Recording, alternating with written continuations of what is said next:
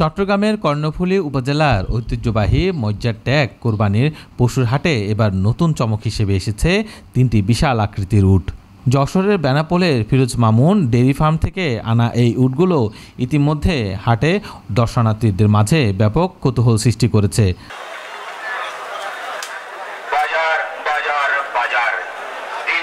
প্রতিটি উটের ওজন প্রায় 15 মণ এবং উচ্চতা 12 থেকে 15 ফুট। দাম হাঁকানো হচ্ছে 30 থেকে 35 লাখ টাকা। তবে এখনও পর্যন্ত কোনো উট বিক্রি হয়নি। বেশিরভাগ দর্শনার্থী উটগুলো দেখতে, ছবি তুলতে এবং সেলফি নিতে আসছেন। উটগুলোকে প্রতিদিন ছোলা, ভুট্টা, গম, ভুটের খোসা, মসুর ডাল, ছোলা, গম ও কাঁচা ঘাস খাওয়ানো হয় এবং সকালে গোসল করানো হয়। এই বিশেষ যত্নের ফলে উটগুলো সুস্থ ও আকর্ষণীয় রয়েছে।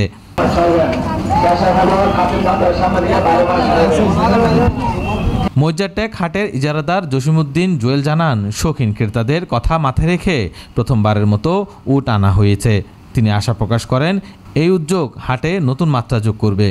উটের উপস্থিতি চট্টগ্রামের কোরবানি হাটে একটি ব্যতিক্রমীয় আকর্ষণ হিসেবে বিবেচিত হচ্ছে। দর্শনার্থীরা উটগুলো দেখে আনন্দিত এবং অনেকেই এই অভিজ্ঞতা সামাজিক যোগাযোগ মাধ্যমে শেয়ার করছেন।